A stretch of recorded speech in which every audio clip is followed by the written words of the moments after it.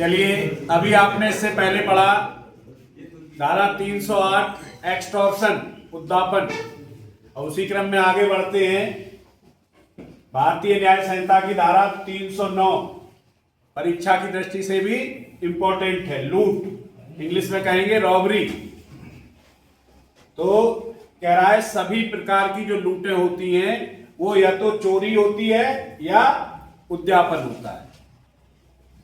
पर फर्क कितना रहता है कि चोरी करते में या एक्सटॉर्शन करते में तत्काल मृत्यु का, तत्काल गंभीर चोट का, तत्काल सदोष पररोध का भय दिखा करके पैसा लिया जाएगा तो वो लूट हो जाएगी, अगर तत्काल भय दिखाया जाएगा। तो इसी क्रम से आगे बढ़ते हैं। सभी प्रकार की लूट में या तो चोरी या उद्यापन होता है।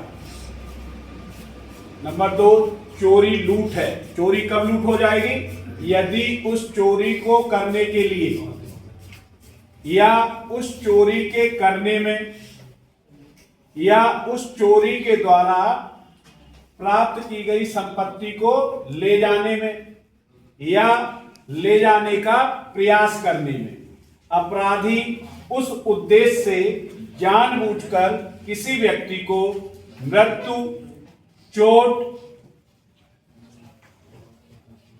उसका सदोष अवरोध या तत्काल मृत्यु का, तत्काल चोट का, तत्काल सदोष अवरोध का भय कारित करता है, कारित करने का प्रयत्न करता है, तो वह चोरी से लूट हो जाएगी। सबसेक्शन 3 कह रहा है उद्यापन से लूट कैसे होगी? यदि अपराधी वह उद्यापन एक्सटॉर्शन करते समय भय में डाले गए व्यक्ति की उपस्थिति में है, फेस टू फेस मौजूद है, उस व्यक्ति को स्वयं उसका या किसी अन्य व्यक्ति की जो उससे हितबद्ध है तत्काल मृत्यु, तुरंत जो बताया, तत्काल चोट या तत्काल सदोष अवरोध के भय में डालकर वह उद्यापन करता है। इस प्रकार भय में डाले गए व्यक्ति को उद्यापन की जाने वाली चीज उसी समय और वहीं पर देने के लिए उसे उत्प्रेरित करता है या बाध्य करता है, तो कहा जाएगा उद्यापन से लूट हो गई।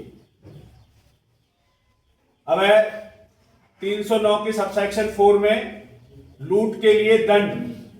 तो जो कोई लूट करेगा कठिन कारावास से जो 10 वर्ष तक का होगा और जुर्माने से दंडित किया जाएगा। यदि लूट राजमार्ग पर सूर्यास्त और सूर्योदय के बीच में हुई हो, इसका मतलब है जो रोड होल्ड अप होता है वो रात के समय में अगर हुआ हो तो ये सजा बढ़ के 14 साल हो सकेगी। 309 का सबसेक्शन 5 कहता है लूट करने का प्रयत्न, यानी कि लूट करने का प्रयास करना। तो जो कोई लूट करने का प्रयास करेगा वह कठिन कारावास जो 7 वर्ष तक का होगा और जुर्माने से दंडित किया जाएगा। धारा 309 का सबसेक्शन 6 लूट करने में स्वेच्छा जानबूझकर चोट पहुंचाना। तो लूट करने में या लूट का प्रयत्न करने में जानबूझकर चोट पहुंचाएगा कोई अन्य व्यक्ति ऐसी लूट करने में या लूट का प्रयास करने में संयुक्त तौर पर संबंधित होगा। आजीवन कारावास या कठिन कारावास जो 10 वर्ष तक का होगा यह जुर्माने से दंडित किया जाएगा। इसका मतलब हुआ कि लूट तो की और लूट करने के प्रयास में या लूट करने के लिए उसको चोट भी पहुंचा दी, इसलिए आजीवन कारावास। ठीक है, कितनी बात समझ में आई? ओके।